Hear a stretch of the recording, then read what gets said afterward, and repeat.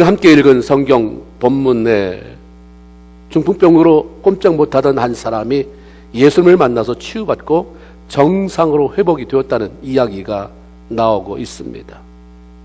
이 중풍병자가 얼마나 오랫동안 병을 앓아왔는지 우리는 모르지만 병으로 고통스러운 시간을 보내고 있을 때에 자신의 마을에 그 유명한 예수 선생이 들어오셨다는 소문을 듣게 됐습니다. 이 사람의 문제는 우리가 계속 읽어봤으니까 알겠지만 몸이 마비돼서 움직이지 못한 것이지 사람이 하는 말을 못 알아듣는 건 아니었습니다. 꼼짝없이 누워있지만 이 사람이 하는 말, 저 사람이 하는 말, 다른 사람이 들려주는 그 소문 다 들었어요. 그러므로 예수께서 종교 지도자들과 다른 권위 있는 말씀을 선포하심으로 수많은 사람의 정곡을 찌르고 회개하지 않을 수 없게 만들고 귀신을 쫓아내서 온전하게 만들고 문둥병자와 같이 하나님 아니면 고칠 수 없는 병들을 치유해내신 이야기에 대해서도 이미 들어 알고 있었던 거죠. 그러니 나도 저분 만나면 고침을 받겠다고 하는 간절한 마음이 얼마나 불일듯 일어나겠어요. 나도 만나고 싶다. 나도 꼭 그 앞에 가고 싶다. 그분의 손이 나를 만지는 것을 경험해보고 싶다. 그런데 문제는 자기가 한 발자국도 움직일 수 없는 몸을 가지고 어떻게 거기까지 가느냐 이거예요. 마음은 원하는데 갈 수가 없는 거죠. 몸이 말을 안 들어요. 그래서 몸이 말이 안 듣는 건 좀 나은 거잖아요. 근데 마음이 말을 안 들어요. 내 마음이 무뎌졌어요. 이건 더 힘들어요. 그래서 참 놀라운 사실은 그런 상황 속에서 아무런 대가도 바라지 않고 이 사람을 예수님 앞으로 데려다 주기 위해서 나타난 사람이 있었다는 것입니다. 자그마치 4명이에요. 4명이. 한 사람을 예수 앞으로 데려다 주기 위해서 4명이 나타났어요. 이 4사람들이 중풍병을 앓고 있던 사람과 어떤 관계를 가지고 있는지에 대해서 성경은 말하지 않아요. 친구인지 뭐 동네 옆집 사람들인지 친척들인지 그렇게 중요한 건 아니었는가 봅니다. 이들은 한결같이 중풍병에 걸린 자신의 이웃이 치유받을 수 있도록 돕고 싶은 마음이 있어서 모여든 사람들이었어요.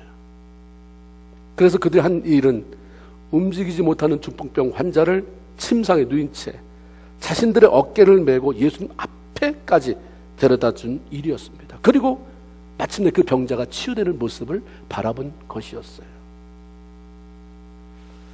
이 본문을 시작하면서 우리는 제일 먼저 와닿는 그 메시지가 뭐냐면 이 세상에는 홀로 살 수 있는 사람이 없다. 누구나 다 도움이 필요하다. 난 네 도움도 필요 없고 난 돕고도 싶지도 않다.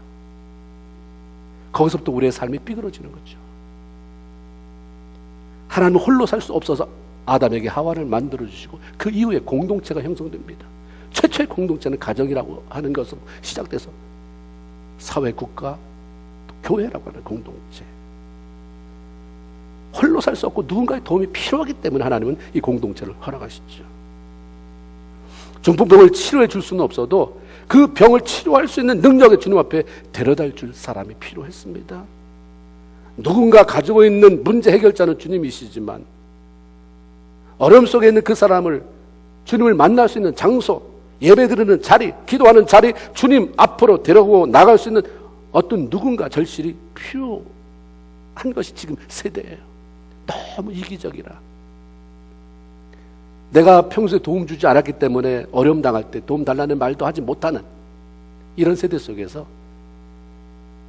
내가 도움이 필요할 때 네가 도움 주지 않았지만 나는 예수의 이름으로 네가 도움 필요한 것 같으니 나간다. 내가 해결해 줄 수는 없지만 해결해 주실 그분 앞으로 너를 데리고 갈 수는 있다. 이렇게 나오는 사람이 필요한 거죠. 우리가 예수 안에서 누군가를 도우려 할 때 혼자 힘으로 할 수 없는 것이 너무 많이 있습니다.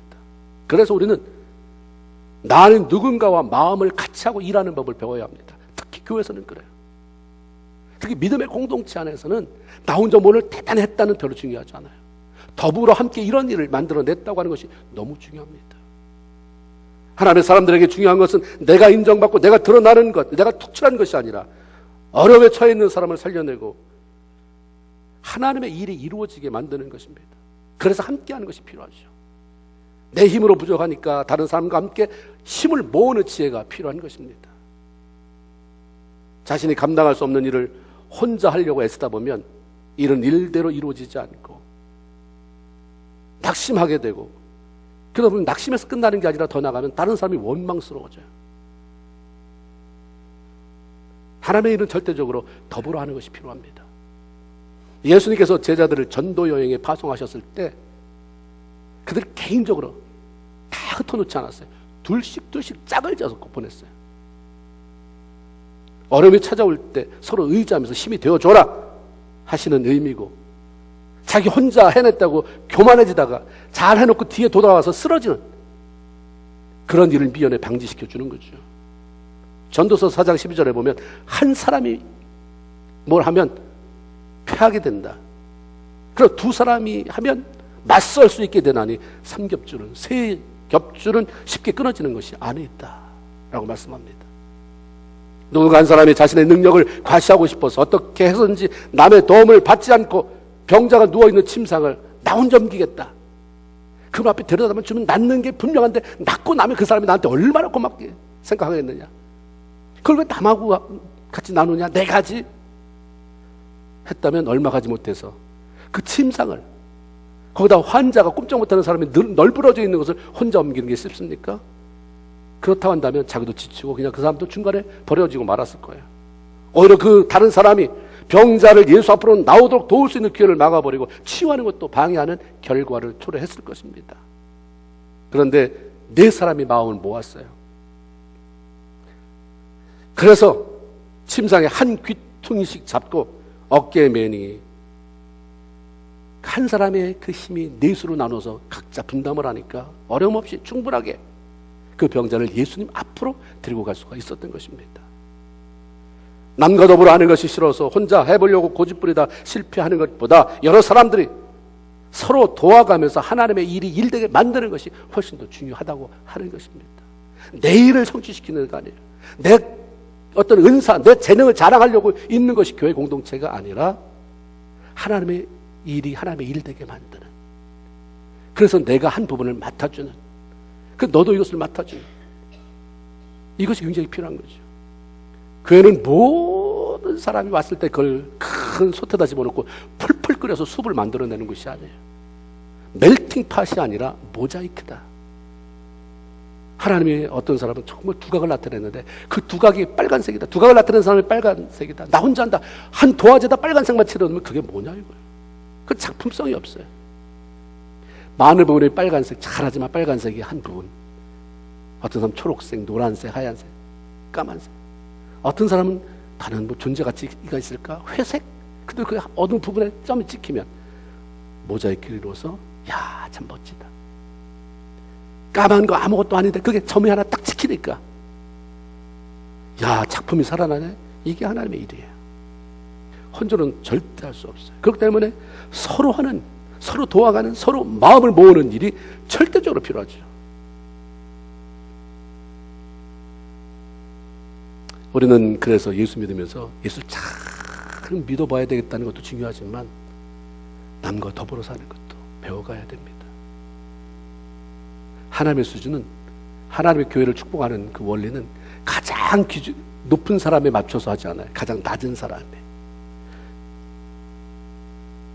이렇게 5사람이 있는데 물을 부은다고 하면 여기에 차겠습니까? 여기 수준에 머물겠습니까?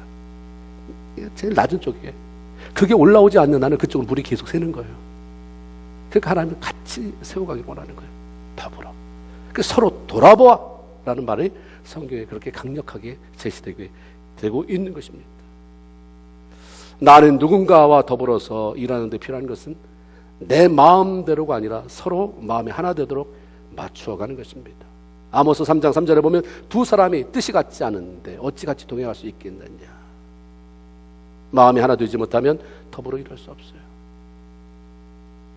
더 축소시켜서 우리 가정만 해도 남편과 아내가 의합지 못하는데 어떻게 같은 방향을 하게 달려갈 수 있겠느냐. 남편이 뭐 하자고 그러면 부인이 늘 반대하고, 부인이 뭘 좀 잘 해보려고 하면 남편은 늘 자기 고집만 부리는 거죠. 하나님 뜻과 상관없어. 내가 싫으니까 싫다. 이게 뭐가 무슨 열매가 나오겠느냐. 마음을 일단 맞춰라. 하나님의 일은 더불어 하는 것이고, 그러기 위해서 마음을 맞추는 훈련이 굉장히 중요하죠. 개인적인 능력이 뛰어난 사람이 많아도 그런 사람들이 한 마음이 되어서 한 공동체를 이끌어가지 못하면 그 공동체는 똑똑한 사람들의 이기적인 개인주의 때문에 깨어지고 하나님이 기뻐하는 일은 도모할 수가 없습니다.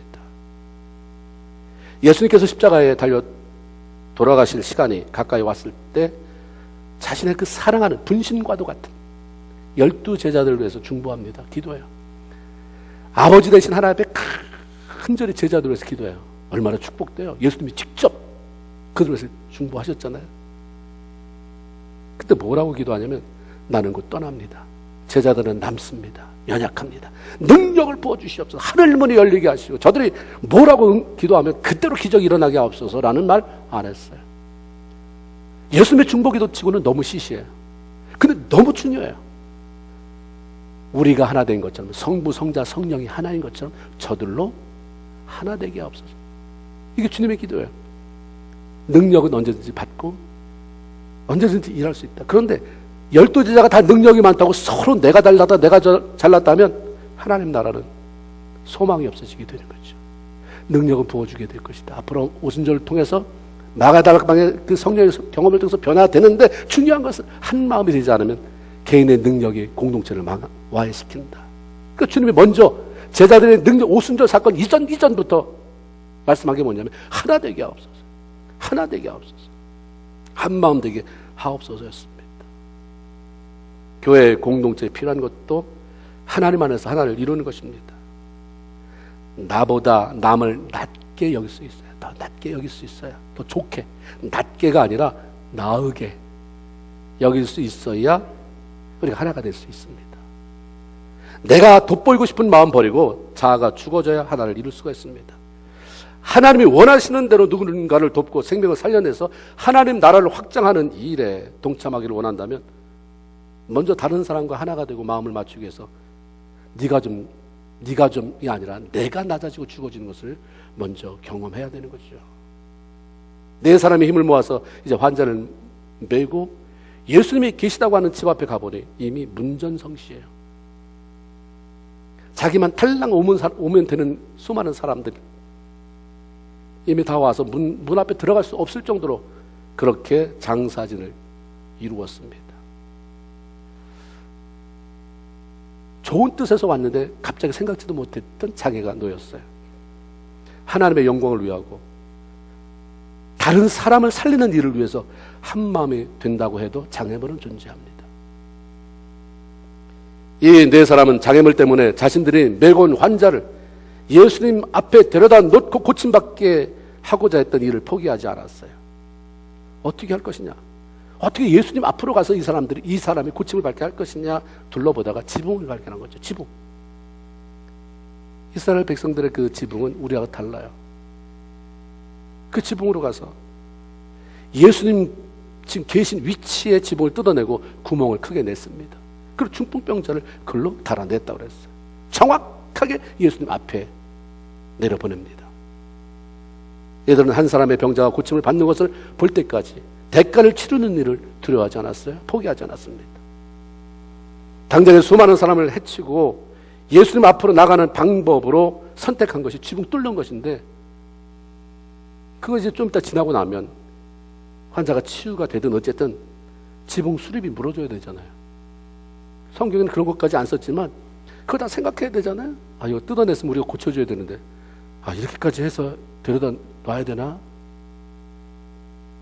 이 환자를 지붕을 뚫고 예수님 앞에 그렇게 내려다 놓아야 하는 시각은 예수님이 말씀 전하고 계신 시간이에요. 2절에 보니까 예수님께서 그들에게 도를 말씀하시더니 아직 무슨 시끌벅적하고 귀신이 나가고 떠들고 이런 소리 아니에요. 말씀을 전하는 시간이거든요.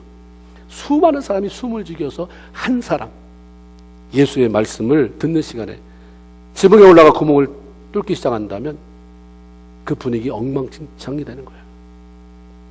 이거 다 망쳐놓는 그런 일이 돼버리죠. 얼마나 갈등이 많겠어요. 이렇게 해야 돼 말어. 예수님을 만나게 하려고 왔는데 이렇게 해서 예수님이 화가 나가지고 니네 이 무례하고 버르장머리 없는 것들을 말씀 시간에 너희들 어떻게 이렇게 이기적으로 너희만 알고 구멍을 뚫느냐 하고 화내시면서 쫓아버리면 어떻게 하지? 지붕을 뚫는 것에 따르는 비난과 불이익을 생각하지 않을 수가 없었을 것입니다. 그럼에도 그들은 한치의 망설임도 없이 지붕을 뚫었어요. 마가복음은요, 단어가 아주 가장 특색 있는 단어가 하나 나오는데 즉시예요. 즉시 16장밖에 안 돼 있는데 굉장히 빠르게 진행돼요. 즉시 뭐 어디 뒤돌아볼 것도 없어요. 즉시 순종하는, 즉시 행하는, 지붕을 뚫습니다. 그리고 환자를 예수님 바로 앞에 내려놓았습니다. 어떻게 이 사람들이 그런 행동을 할 수 있었을까? 다른 어떤 것보다, 비난이나 재정적인 손실이나 이런 것보다 이 사람을 살려야 된다는 간절함이 오직 그 일에만 집중하게 있고 그 일에 열정을 쏟아붓게 만들었습니다. 그리고 여기에 지출될 돈이나 비난 같은 것은 기꺼이 우리가 하지 뭐, 당하지 뭐, 비난하라면 하라고 그러지. 우리가 다 당해야지. 그 짓을 했으니까. 구멍 뚫었으니까 주인이 얼마를 내라고 하든 내야지. 지불하기로 마음을 먹은 거죠. 대가를 지불하지 않고 이루어지는 건 하나도 없습니다. 우리가 간증을 들으면서 왜 나는 안 될까? 근데 그 사람이 했던 대가는 안 치르고 그 사람이 누리는 것 바라보면서 부럽다. 왜 하나님이 이 사람만 축복하시나? 그 사람이 당했을, 졌을 십자가는 생각하지 않고 면류관만 생각하는 거죠. 대가를 치러야 거기에 놀라운 역사가 일어납니다. 그들의 지붕을 뚫을 때 분명히 이거 뭐하는 짓이냐, 누구냐 소리치며 야단치는 사람들이 분명히 있었을 거예요. 누가 여기서 쿵쿵 돌아오면 말씀 듣는 시간이니까 말씀에만 집중해야지 하는 사람이 여기에 물론 있겠지만 약속이나 했듯이 쫙 뒤돌아보는 사람이 훨씬 더 많을 것이고, 애들이 갑자기 한 10대 명이 와서 막 떠들며 들어오면 젊은 자식들 뭐냐, 저 애비 누구냐고 야단칠 사람도 있을 것입니다. 그 사람들이 있는 공동체니까 자연스러운 현상이겠죠. 근데 예수님의 반응은 달랐습니다. 그런 그들의 행동을 무례하고 이기적이라고 야단친 게 아니라 믿음이라고 말씀한 거예요. 쟤네 믿음 좀 봐라. 쟤네 믿음 좀 봐라.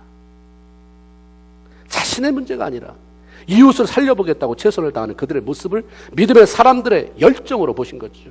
그래서 5절에 보니까 예수께서 그들의 믿음을 보시고 한 사람의 병자를 살려보겠다고 서로 다른 네 사람이 마음을 맞췄죠. 이 침대를 들고 가려면, 침상을 들고 가려면 어떤 사람은 높으면 어떤 사람은 낮으면 이게 너무 기울어지니까 힘드니까 키 160cm만 모여라, 170cm만 모여라 이러지 않았어요. 모인 대로 들고 왔으니까 어떤 사람은 좀 자기가 좀 숙여야 되는, 그래서 좀 남보다 더 수고를 해야 되는, 그 조화를 이루어야 되는 이런 일도 있었을 거예요. 하여튼 그 사람들이 한 마음이 되고 어떤 대가라도 치를 각오로 포기하지 않고 나갔을 때 그 네 사람의 믿음을 보시고 예수님이 치유의 능력을 베푸시기 시작했습니다. 어떤 대가를 치르면서라도 하나님의 일을 이루어내고 생명을 살리기 위해서 마음을 하나로 모으고 쉽게 포기하지 않는 믿음을 가질 수만 있다면 우리를 통해서도 다른 사람이 살아나는, 우리를 통해서도 하나님의 기적이 일어나는 것을 맛보게 되는 거죠. 예수님은 이 중풍병자를 치유하실 때 특별한 행동하지 않으셨어요. 단지 그를 향해서 내 죄 사함을 받았느니라 라고 말씀하셨고 그때 그 사람의 병이 일단 고쳐지게 된 것입니다. 내면에서 치유의 역사가 일어났어요. 우리가 병에 걸리는 이유가 수없이 많이 있는데 그 중에 어떤 것은 하나님의 영광을 위한 것이라고 말씀하고 어떤 것들은 죄로 인해 찾아오는 것도 있다라고 말씀합니다. 나사로가 병들었다고 하는 말을 들었을 때 예수님은 요한복음 11장 4절에 보면 이 병은 죽을 병이 아니다, 하나님의 영광을 위한 것이고 하나님의 아들로 이 일을 인해서 영광을 얻게 하려고 하나님이 허락하신 것이다, 이렇게 말씀하셨어요. 그런데 또 다른 경우에는 예수님은 병을 죄와 관련해서 말씀하십니다. 모든 병이 죄로 인해서 오는 것은 아니지만 죄가 병을 만들어내기도 한다고 하는 것입니다. 베데스다 연못에 누워서 있던 38년 된 병자가 예수님을 만나서 치유받았어요. 논쟁이 있었는지 아니면 이 사람 고침받은 사람이 너무 바빠서 너무 좋아서 막 가족을 만나러 가느라고 했는지 예수님하고 치유받은 이후에 특별한 얘기가 없었던 것 같아요. 그러다가 얼마 후에 예수님이 성전에서 그 사람을 다시 만났어요. 그때 요한복음 5장 14절에 예수님이 그 사람에게 뭐라고 말했냐면 보라, 내가 나왔으니 더 심한 것이 생기지 않도록 다시는 죄를 범하지 말아라. 너 이미 고쳤으니까. 그 사람이 문란하게 삶을 살다가 그랬는지 뭐 했는지 우리는 모르지만 이거 재발되지 않도록 죄 짓지 말아라. 지금 그 사람 만나자마자 한 말이 그 말입니다. 다윗은 자신이 회개의 입을 열지 않았을 때 정의를 신음하고 뼈가 쇠약해지는, 주님의 말을 마치 나를 누르는 것 같이 진에게 빠져나가서 마음이 메마르고 육체가 메마른 것을 느꼈다라고 괴로운 심정을 시편 32편에 토로합니다. 그래서 그가 엎드렸어요, 하나님 앞에. 하나님, 내가 회개하느라고 했는데 회개하지 않은 거 뭐 있습니까? 구석구석 살펴서 하나님 철저하게 하나님 앞에 씻겨지기를 원합니다. 용서되어지기를 원합니다. 그러고 나서 치유와 자유를 누리게 됐습니다. 그러고 나서 시편 32편의 5절 이렇게 씁니다. 내가 이르기를 내 허물을 여호와께 자복하리라 하고 주께 내 죄를 아뢰고 내 죄악을 숨기지 아니하였더니 곧 주께서 내 죄악을 사하셨나이다. 고백하고 회개하고 용서받고 그러고 났더니 치유가 저절로 찾아왔다 말씀합니다. 역대하 7장 14절에 보면 내 이름으로 일컫는 내 백성이 그 악한 길에서 떠나 스스로 겸비하고 기도하여 내 얼굴을 구하면 내가 하늘에서 듣고 그 죄를 사하고 그 땅을 고친다. 그 땅은 우리 삶의 형편, 나의 육체, 모든 영역, 내가 살아가는, 내가 마주 대하는 모든 영역을 다 포함하고 있는 거죠. 하나님은 자기 백성들의 육체를 치유하고 마음을 치유하고 삶의 형편을 고쳐주시는 분인데, 그분이 먼저 원하시는 것은 내가 고쳐주면 너 뭐 할 건데, 내가 너에게 재물 줘서 너로 하여금 번성을 누리게 하면 그거 가지고 뭐 할 건데, 하나님이 주시기만 하면 내가 하나님의 영광에서 멋지겠습니다. 걱정하지 마세요. 근데 네 안에 아직도 죄악이 남아있는데, 네 안에 미움이 많이 남아있고 세상을 좋아하는 것들이 아직 남아있는데, 이게 주면 다 온전히 나를 위한 것이 되겠느냐? 그러니까 먼저 그러기 전에 먼저 네 내면부터 좀 정리해라. 네 내면이 죄악을 회개함으로 말미암아 정결케 돼야 건강을 주시든 물질을 주시든 뭐 사업이 잘 되게 하든 그게 하나님 기뻐하는 방향을 흐를 것이 아니냐. 그 하나님의 모든 부분에 앞서서 말씀하시는 것이 바로 이 부분이에요. 죄로 인해서 병이 찾아온다면 그것은 안타까운 일이지만, 병으로 인해서 스스로 자신의 내면을 살피고 죄를 회개하며 하나님과의 관계를 개선하고 하나님 축복할 만한 것을 만들고 삶을 준비해갈 수 있다면 그것은 오히려 복인 것입니다. 예수님께서 구체적으로 중풍병에 걸린 환자를 치유하실 때 내 죄 용서를 받았다고 하셨는데 아무것도 아직 안 일어났어요. 그때 이미 치유가 일어났는데 겉으로는 드러난 게 없어요. 예수 주님이 뭐라고 말씀합니까? 일어나 내 상을 가지고 집으로 가라. 이렇게 선포하세요. 일어나라 하는 말씀은 이미 고쳐졌다. 이제 고침받은 자처럼 믿음으로 행동해라 라고 말씀하는 거죠. 여기가 문제예요. 주님이 고쳐줄 때 즉석에서 고침을 받는 것도 있지만, 가다가 보니까 내 병 낫다가 달라진 게 하나도 없는데 가다 보니까 낫어요. 그렇죠? 내주사함을 받았다고 했을 때에 달라진 게 하나도 없어요. 여전히 누워있는 상태였어요. 지금 일어나라고 그래요. 믿음으로 행동하라고 하는 거죠. 예수님께서 고쳐주셨어도 믿음으로 받고 행동하며 그렇게 움직여야 그것을 확인할 수 있는 경우가 많다는 것입니다. 몸이 전혀 움직이지 않아서 네 사람들이 든 들것에 실려와서 예수님 앞에 누워있던 사람이 예수님께서 일어나라고 하니까 벌떡 일어나는 거예요. 12절에 그가 일어나, 상식적으로는 이해하기 쉽지 않은 일이 벌어졌어요. 그 사람은 오랫동안 누워있었잖아요.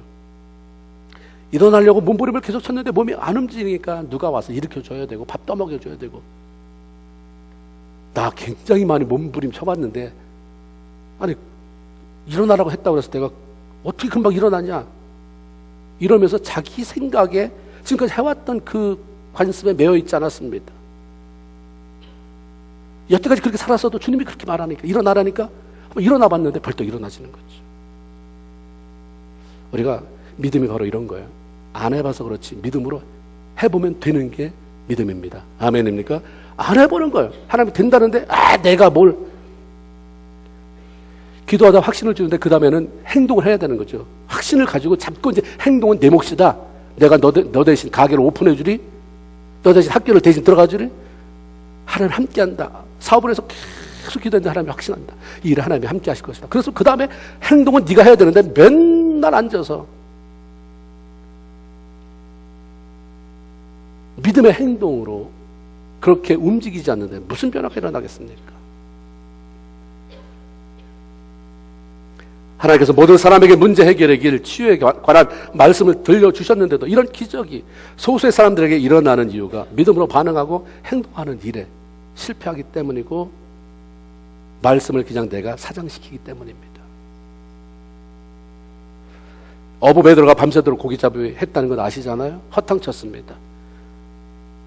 빈 배, 텅 빈 배를 끌고 와서 오늘은 허탕쳤다.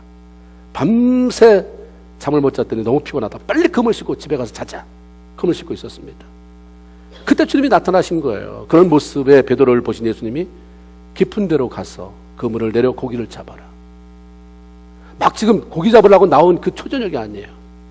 이미 있는 대로 진을 다 해서 피곤하고 뭐 손가락 하나 끄떡하기 싫은 그런 상황이잖아요. 그물은 다음에 또 써야 되니까 힘들어도 어쩔 수 없이 빠른 상황인데 예수님이 다시 가라.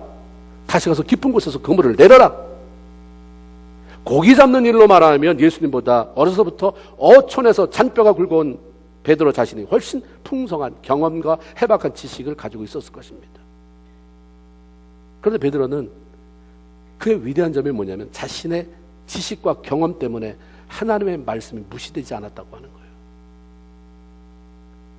거예요. 예수님 몰라서 하시는 말씀입니다. 그래서 내 경험을 고집하지 않았어요. 누가 보면 5장 5절에 보면 선생님이여 우리들이 밤이 맞도록 수고하여 그물을 던져봤지만 얻은 것이 없어요. 그러나 이제 주님이 그렇게 말씀하시니까 말씀에 의지해서 그물을 한번 내려보겠습니다. 그리고 씻던 그물을 다시 주섬주섬 올려서 배를 타고 가는 거예요. 주님이 가라고 한 깊은데 수심이 가장 깊은데 알 거 아니에요. 거기까지 가서 그물을 내렸습니다. 결과가 어땠어요? 누가 뭐 5장 6절에 보면 그렇게 하니 거기 잡은 것이 힘이 많아 그물이 찢어지는지라. 나의 지식, 경험, 감정이 아니라 하나님의 말씀에 의지해서 믿음으로 반응하면 거기에 우리가 결코 기대할 수 없던 놀라운 기적이 일어나게 되죠. 오늘날 우리 크리스찬들의 문제가 뭐냐면 하나님의 말씀을 너무 많이 무시해버려요. 하나님의 말씀을 무시하는 성도. 이건 문장이 안 되는 문장이에요. 말이 안 되는 것입니다. 하나님보다 고집이 센 성도, 절대 하나님이 이길 수 없는 성도, 그게 나라고 한다면 나한테 무슨 소망이 있을까? 은혜 받읍시다. 지금 능력 받읍시다. 아멘. 디테일하게 너 이 부분에 대해서 너 이거 철저히 이거 네가 포기해라. 네가 먼저 접어라. 네가 용서해라. 이런 부분은 그러니까 내 안에 갇혀진 하나님이 나보다 클 수는 없는 거예요. 위대하고 강하신 하나님, 그 하나님을 내가 섬겨야 되는데 내 속에 제한시킨 그 작은 하나님, 나보다 작은 하나님이 내 문제를 뭘 해결해 주시겠습니까? 똑같이 여기 와서 예배 드려도 하나님의 크기는 다 달라요.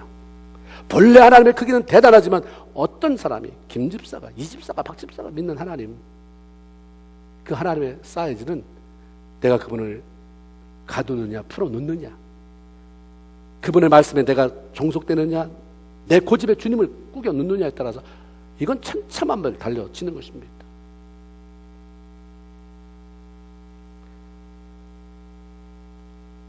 얼마나 오랫동안 누워있는지 모르지만 자신이 누워있는 침상채, 다른 사람들의 어깨에 매어 날려져 온 사람이 일어나라고 하는 예수님의 그 한마디에 따라서 즉시로 일어난다는 것, 일어나려고 행동을 취한다는 것 결코 쉬운 일이 아니었어요. 근데 그렇게 했어요. 자기도 놀랐을 거예요. 믿음이라는 것은 해보니까 되고 되니까 나도 놀라는, 맨날 나는 해봤는데 안 된다, 더 이상 뭘 하나님 앞에 기도할 생각도 하지 말아요. 끊임없이 말씀하시는데 그럼 뭐 하자는 거예요? 내가 못할 것 같은데 하나님이 말씀하시니까 해보는 거고, 한번 해보자. 해봤더니 되어지더라. 그래서 나도 놀라고 이 놀란 가슴으로 남한테 간증하고, 이게 우리가 살아가는 삶의 방식 아닙니까? 밤새도록 고기 잡다가 허탕치고 새벽에 피곤하고 지친 육체, 그 육체를 이끌고 그물을 싣던 사람이 다시 그물을 싣고 예수님 말씀대로 깊은 데로 나간다는 건 쉽지 않습니다. 주님 위해서 교회를 섬기며 살아온 자신에게 너 회개하라 그랬을 때, 너 교만하다 했을 때 내가 교만한가? 하나님 나 교만합니까? 하고 엎어져서 나를 살피며 겸손의 자리로 돌아오는 것, 회개하는 것 쉽지 않습니다. 누워있는 것도 힘든데 그래도 기도해야 된다, 무릎을 세우라고 하셔서 다시 무릎을 세운다는 것은 말처럼 그렇게 쉬운 일이 아닙니다. 관계가 껄끄러운 사람을 수용하라고 하셔서 먼저 그를 향해 마음의 문을 여는 것도 결코 쉽지 않아요. 그러나 하나님이 하시라고 하니까, 지엄하신 하나님, 내가 절대자로 섬기는 그 하나님이 말씀하셔서 베드로처럼 말씀에 의지하여 그리고 믿음으로 행동하면 거기서부터 이런 일이 벌어지는구나, 이런 일이 생기는구나, 이게 기적이구나, 이런 일이 일어나요. 그러나 우리를 향한 하나님의 말씀이 분명한데도 그 말씀에 의지해서 순종하며 나아가는 것이 어렵고 힘들다고 자꾸 내가 만들어 놓은 길이 있습니다. 안 하자니 껄끄럽고 그냥 모양이랑 흉내는 내는 거예요. 흉내는. 그렇죠? 쉬운 길 찾고 나와 타협하는 길을 찾는다면 아무 일 안 일어납니다. 크리스천이 누굽니까? 크리스천. 여러분 다 크리스천입니까? 아니면 하나 옵션을 주죠. 교인입니까? 교인은 그냥 교회만 잘 왔다 갔다 하면 교인이 되는 거예요. 교인. 크리스천은 그리스도의 사람이라는 뜻이죠. 그리스도의 사람이 크리스천이에요. 그렇죠? 그리스도의 사람이라고 하는 것은 자기의 고집이나 주장을 다 내려놓고 주님의 말씀에 의지해서 믿음으로 행동하며 살아가는 사람. 그러니까 진정한 크리스천에게는 그의 삶 속에 능력이 나타날 수밖에 없는 것입니다. 주님이 일어나라고 하시고 이어서 내 상을 가지고 가라 말씀합니다. 이 사람이 예수님 앞으로 올 때는 중풍병을 앓고 있던 병자였기 때문에 자기 힘으로 아무것도 할 수 없었어요. 그러나 이제는 너 고침받았잖아. 사정 달라졌다. 나 고침받았는데도 여전히 몸이 왜 이렇게 허하지? 왜 약하지? 누워있지 말아라. 접어라. 그 침상 접어. 들고 가라.